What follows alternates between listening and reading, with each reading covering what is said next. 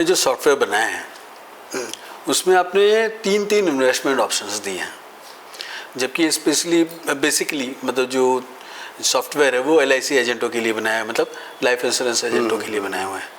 तो already LIC का option तो उसमें है, ये फिर तीन इन्वेस्टमेंट ऑप्शंस देने की ज़रूरत क्या?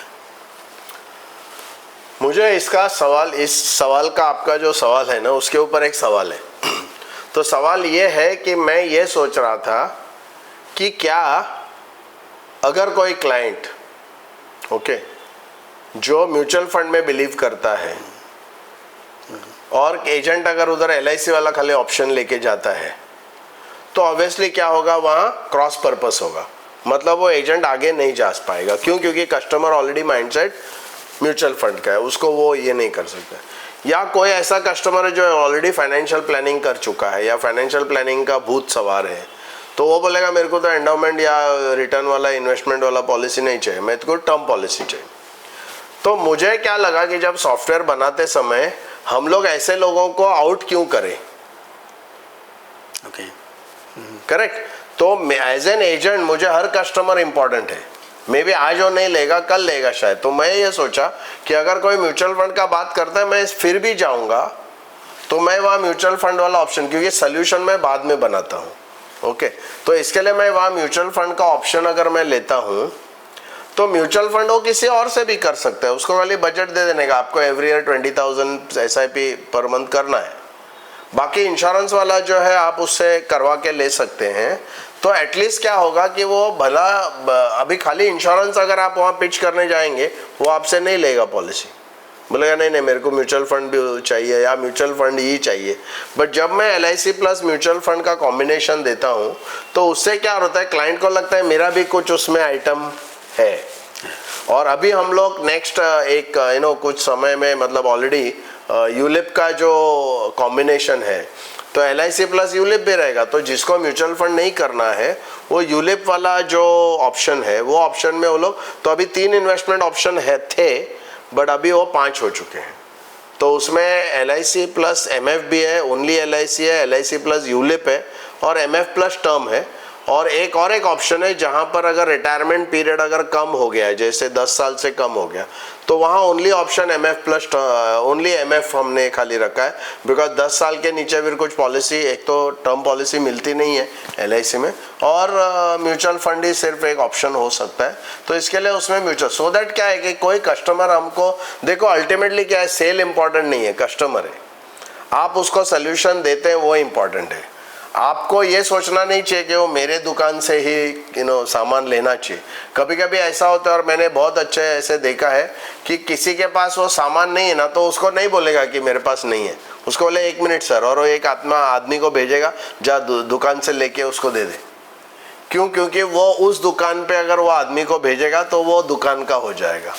तो सिमिलरली क्या होता है कि मैं अगर म्यूचुअल फंड नहीं कर रहा हूँ करके मैंने छोड़ दिया और उसको भेज दिया दूसरे के पास, तो फिर ये, तो यहाँ क्या है ना, एटलीस्ट मुझे उसको जो लाके देना है वो ऑप्शन मुझे उसको यहीं पर देना है, जिससे भी कि वो खुश होएगा कि इन्होंने मेरे को ये ऑप्शन बना के दिया।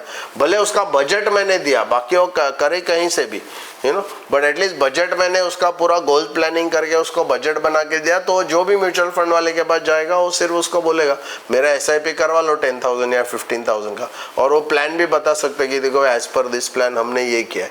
तो इसके लिए ये अलग अलग लोगों की ज़रूरत और नीड, और अलग अलग एजेंट, बहुत सारे एजेंट म्यूचुअल फंड भी करते हैं, बहुत सारे एजेंट बहुत सारे फाइनेंशियल प्लानर्स भी है जो इंश्योरेंस नहीं बेचते, खाली टर्म बेचते हैं। तो ये जो सॉफ्टवेयर है ना हर एक के लिए कस्टमाइज्ड है। That is the reason why इसमें 5 इन्वेस्टमेंट ऑप्शन अभी हमने दिया है। बहुत बढ़िया बात। तो इसका मतलब ये जो सॉफ्टवेयर है वो कस्टमाइज है पहली चीज़, और पर्सनलाइज्ड है, दोनों चीज़ें इसमें मैं देख रहा हूँ कि ऐसा हो रहा है। अच्छा है, ये एक विन विन पोजीशन है कि भाई क्लाइंट के लिए भी और जो उसका एडवाइज़र है उसके लिए भी। क्योंकि इसमें कैसा है ना, एक्चुअली जब आप एक क्लाइंट का डेटा डालते हैं ना तो टोटल इसमें 168 रिपोर्ट्स जनरेट होते हैं, 168 रिपोर्ट जनरेट होते हैं। बट आप पूरा 168 रिपोर्ट, सॉफ्टवेयर आपको पूरा 168 रिपोर्ट नहीं देगा, बट आप पोर्टल में जाके पूरा 168 रिपोर्ट देख सकते हैं। तो मैं जब बोलता हूँ 168 ऐसा नहीं सिर्फ मैं बोल रहा हूँ, आप आपके पोर्टल में जाके क्लाइंट का सिलेक्ट करके जब आप जाएंगे तो उसमें आपको second level, third level, fourth level, fifth level, six level, only LIC plus MF, LIC plus ULIP, सब रिपोर्ट्स वहाँ पर है। आप कहीं भी क्लिक करके पूरा रिपोर्ट्स आप देख सकते हैं। बट ये ऑप्शंस देने के कारण क्या होता है कि ये ऑप्शन के वजह से, और भी ऑप्शंस है, बट ये ऑप्शंस के वजह से क्लाइंट के लिए भी, तो एजेंट के लिए आपने जैसा बताया कस्टमाइज पर्सनलाइज है, क्लाइंट के लिए भी ये कस्टमाइज्ड और पर्सनलाइज, मतलब वो 168 में से सॉफ्टवेयर जो है एक ही ऐसा रिपोर्ट निकालता है जो आपके लिए एकदम पर्सनलाइज, परफेक्ट है। That is the meaning. Thank you.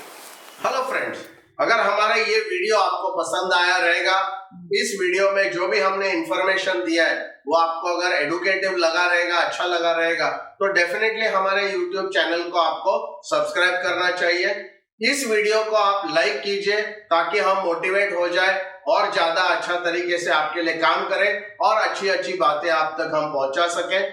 उसके साथ साथ आपके इंश्योरेंस और आपके डेवलपमेंट ऑफिसर फ्रेंड्स को ये इंफॉर्मेशन पास ऑन कीजिए, क्योंकि एज ए इंडस्ट्री हमको सबको ग्रो होना है। और साथ ही साथ last but not the least, हमारे बेल आइकन को आप क्लिक कीजिए ताकि हमारा जो भी नया वीडियो आ जाएगा उसकी नोटिफिकेशन आपको आ जाएगी और हमारा कोई भी वीडियो आप मिस नहीं करेंगे। Thank you very much.